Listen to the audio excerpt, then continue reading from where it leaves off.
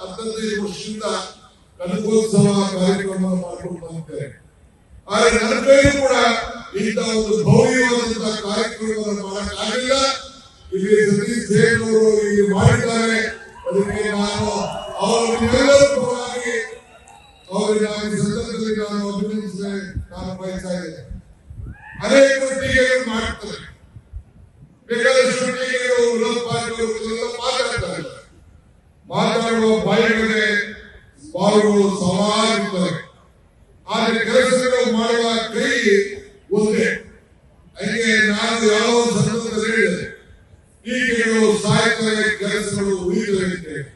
ಇವತ್ತು ಮಾಡುವಂತಹ ಕಾರ್ಯ ಖಂಡಿತ ಇವತ್ತು ಹೂಕೊಂಡು ಇರ್ತವೆ ಅನ್ನೋ ಮಾತನ್ನ ಈ ಸಂದರ್ಭದಲ್ಲಿ ಹೇಳಿಕೆ ನಾನು ಬಯಸ್ತೇನೆ. ಇವತ್ತು ಹೊಲ ಉಳಿದ್ರೆ ಯಾವ ಭೂಮಿ ಕೂಡ ಮಟ್ಟ ಆಗಲಿಕ್ಕೆ ಸಾಧ್ಯ ಇಲ್ಲ. ಹಾಗೆ ಉಳಿಪೆಟ್ಟು ಬಿಡದೆ ಯಾವ ಕಲ್ಲು ಕೂಡ ಇಷ್ಟೇ ಆಗಲಿಕ್ಕೆ ಸಾಧ್ಯ ಇಲ್ಲ. ಹಾಗೆ ಇವತ್ತು ಬೇಕಾದಷ್ಟು ಸಮಸ್ಯೆಗಳಲ್ಲಿ ನಾಯಕರುಗಳು ಇವತ್ತು ಬೆಳೀತಾ ಇದ್ದಾರೆ.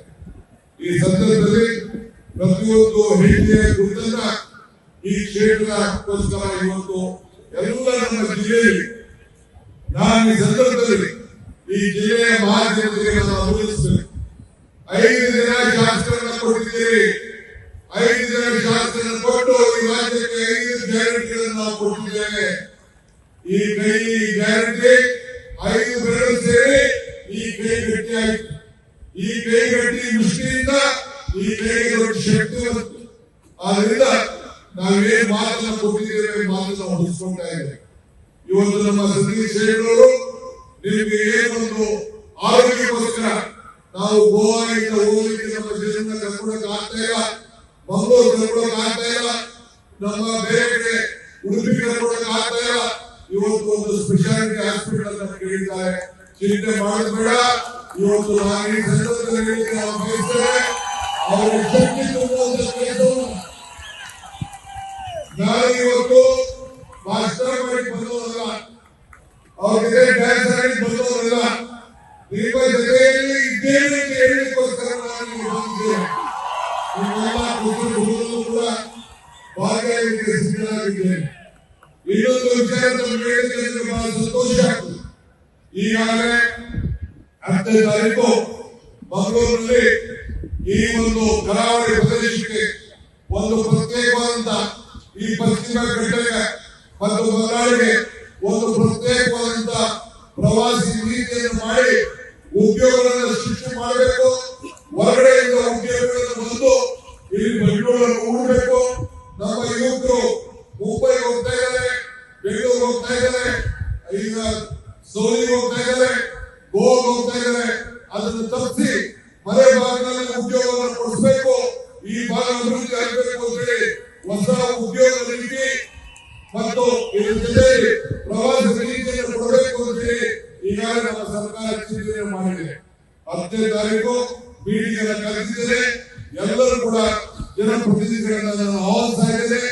ಎಲ್ಲ ಜಿಲ್ಲಾಧಿಕಾರಿಗಳಿಗೆ ನಿಮ್ಮ ಏನು ಒಂದು ವಿಚಾರಗಳಿದೆ ಎಲ್ಲ ಕೂಡ ಸಿದ್ಧತೆಯನ್ನು ಮಾಡಿಕೊಳ್ಬೇಕು ಅಂತ ಹೇಳಿ ಆದೇಶವನ್ನು ಕೂಡ ಈಗಾಗಲೇ ನಾವು ಕೊಟ್ಟಿದ್ದೇವೆ. ಈ ಹಿನ್ನೆಲೆಯಲ್ಲಿ ಏನೇನು ಅಭಿವೃದ್ಧಿ ಆಗಬೇಕು ಈ ಭಾಗಕ್ಕೆ ಅಂತೇಳಿ ಈ ಸರ್ಕಾರ ಬದ್ಧವಾಗಿದೆ. ಮಹಾಂತೇಶ್ವರಿ ನಮ್ಮ ಶಿವರಾಮ್ ಹೆಬ್ಬಾರವರು ಏನೊಂದು ನದಿ ಜೋಡಣೆ ವಿಚಾರದಲ್ಲಿ ಕೂಡ ಹಿಂದೆ ಕೂಡ ಪ್ರಸ್ತಾವನೆ ಮಾಡಿದ್ರು, ಈಗ ಕೂಡ ಪ್ರಸ್ತಾವನೆ ಮಾಡಿದ್ದಾರೆ. ಮತ್ತೆ ನಾನು ಕೂಡ ಹೋಗಿ ದೆಹಲಿಗೆ ಹೋಗಿ ಏನೊಂದು 2 ನದಿಗಳನ್ನ ಜೋಡಣೆ ವಿಚಾರ ಏನಿದೆ ಆ ವಿಚಾರದಲ್ಲಿ ಈಗಾಗಲೇ MOU ಸಹಿ ಮಾಡಿ ಬಂದಿದ್ದೇನೆ. ಈಗಾಗಲೇ ಅದಕ್ಕೆ ನಾವು ಸರಿಯಾದ ರೀತಿಯಲ್ಲಿ ಕಾರ್ಯಕ್ರಮವನ್ನು ರೂಪಿಸಿದ್ದೇವೆ. ನಮ್ಮ ಸರ್ಕಾರ ನದಿ ಜೋಡಣೆ ಕಾರ್ಯಕ್ರಮವನ್ನು ಕೈಗೊಳ್ಳಲಿಕ್ಕೆ ನಾವು ಬದ್ಧವಾಗಿದ್ದೇವೆ ಎಂಬ ಮಾತನ್ನ ಈ ಸಂದರ್ಭದಲ್ಲಿ ಹೇಳಲಿಕ್ಕೆ ನನಗೆ ಬಹಳ ಸಂತೋಷ ಆಗ್ತದೆ. ಬಂಧುಗಳೇ, ಬಹಳ ಉತ್ತಮವಾದ ರೀತಿಯಲ್ಲಿ ಈ ಕರಾವಳಿಯ ಉತ್ಸವ ನಡೀತಾ ಇದೆ. ಇದಕ್ಕೆ ನೋಡಿದಂತ ಎಲ್ಲ ಜನಪ್ರತಿನಿಧಿಗಳಿಗೆ, ವಿಶೇಷವಾಗಿ ಶಾಸಕರಿಗೆ, ನನ್ನ ಜಿಲ್ಲಾ ಮಂತ್ರಿಗಳಿಗೆ ಎಲ್ಲರೂ ಕೂಡ ಈ ಸಂದರ್ಭದಲ್ಲಿ ನಾನು ಅಭಿನಂದಿಸಿ, ಎಲ್ಲ ಅಧಿಕಾರಿಗಳು ಉತ್ತಮವಾದ ರೀತಿಯಲ್ಲಿ ಮಾಡಿದ್ದಾರೆ. ತಾವೆಲ್ಲ ಇನ್ನು ಉತ್ತಮವಾದ ರೀತಿಯಲ್ಲಿ ಬಹಳ ಸಂತೋಷದಿಂದ ನಡೆದು ಮುಂದಿನ ದಿನದಲ್ಲಿ ಮತ್ತೆ ನಮ್ಮ ಶಾಸಕರಿಗೆ ಈ 6 ಶಾಸಕರನ್ನ ಆಯ್ಕೆ ಮಾಡಿ ಇನ್ನ ಈ ಕೈಯನ್ನು ಬಲಪಡಿಸಬೇಕು ಅಂತ ಹೇಳಿ ನಮ್ಮನ್ನು ಪ್ರಾರ್ಥನೆ ಶುಭವಾದ ಹಾರೈಕೆಯನ್ನು ಮಾತನ್ನು ಮುಗಿಸಿದೆ. ಜೈ ಹಿಂದ್, ಜೈ ಕರ್ನಾಟಕ, ಜೈ ಕರಾವಳಿ.